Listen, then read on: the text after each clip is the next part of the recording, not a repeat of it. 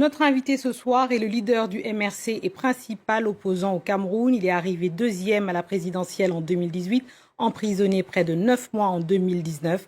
Maurice Kamto nous reçoit depuis la résidence, de sa résidence où il est assigné depuis le 21 septembre dernier. Maurice Kamto, merci de nous retrouver sur France 24. Vous êtes assigné à résidence depuis plusieurs semaines. Quelles sont actuellement vos conditions de vie ?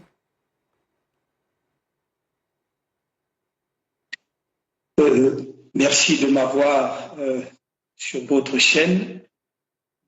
Nous menons une vie ordinaire avec toutes les restrictions qui nous sont imposées.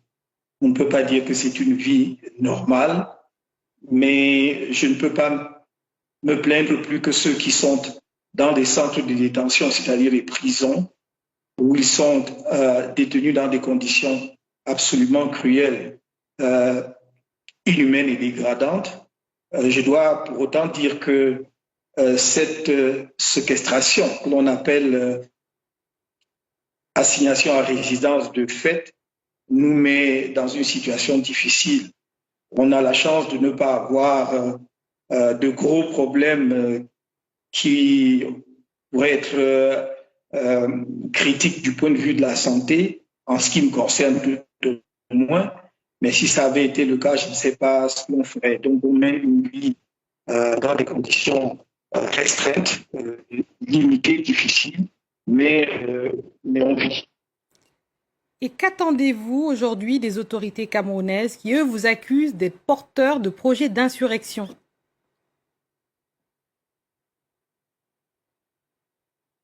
C'est un fantasme. J'ai l'impression qu'à force de répéter une contre-vérité, elles finissent par se convaincre elles-mêmes qu'il s'agit d'une vérité. Avez-vous vu une déclaration d'insurrection? Si ça avait été une insurrection, on ne l'aurait pas déclarée, on ne l'aurait pas annoncé, on n'aurait pas élaboré tout un code de conduite des marcheurs pacifiques. C'était des marches pacifiques. Et toutes nos marches ont toujours été pacifiques. Toutes nos manifestations publiques, depuis la création du MRC, ont toujours été pacifiques.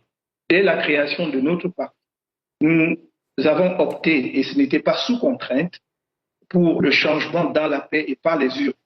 Et nous nous y tenons, nous n'avons jamais changé de posture par rapport à cela.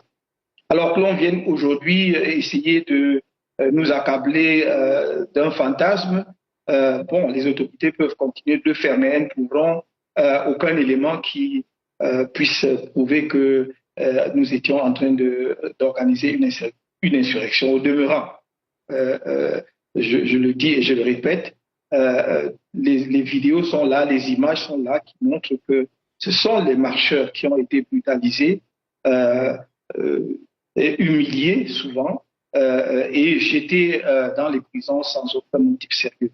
Donc, nous n'avons pas un tel projet, ni pour aujourd'hui, ni pour demain.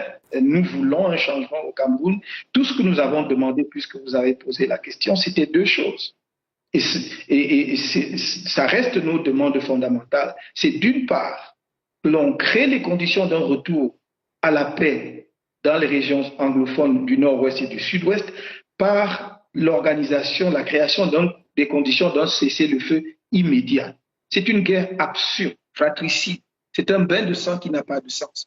Et l'actualité nous donne raison, parce que si on nous avait suivis, si on avait prêté oreille aux propositions que nous avons faites, peut-être qu'on aurait évité la tragédie de Kumba, où des écoliers ont été massacrés simplement parce qu'ils allaient à l'école. On aurait avant cela évité le massacre de Ngarbou, où on a tué des femmes enceintes et des enfants. Donc, ce n'est pas une fantaisie, ce n'est pas une vue de l'esprit. La paix est une nécessité. Et on ne peut pas dire qu'on est mendiant de la paix et s'empêtrer dans la guerre. C'est contradictoire. Notre deuxième demande, notre seconde demande, est consensuelle. Parce que depuis 2013, tout le monde est d'accord pour dire que le système électoral actuel doit être revu. Aussi bien l'organe national en charge de l'organisation des élections l'a dit dans son rapport, que les instances internationales, l'Union africaine qui a observé l'élection présidentielle en 2018, mais également une résolution adoptée à l'unanimité par le Parlement de l'Union européenne, une résolution du Congrès des États-Unis et des pays aussi comme le Canada. Donc nous pensons que, excusez-moi.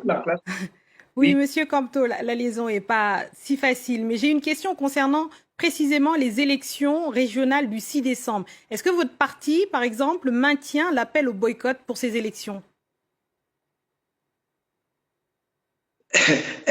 Nous maintenons d'autant plus cet appel au boycott que nous ne pouvons pas y prendre part pour la simple raison que le corps électoral de ces élections prévues, annoncées en tout cas pour le 6 décembre, est constitué des conseillers municipaux et des parlementaires, en plus des chefs traditionnels, élus à l'occasion de la mascarade électorale du 9 février 2020. Nous avons boycotté et notre appel au boycott a été massivement suivi puisque les chiffres les plus sérieux donnent entre 75 et 80% de non-participation à ce scrutin. Donc, évidemment, nous appelons au boycott. Je crois que les partis politiques dits de l'opposition qui sont responsables doivent le faire.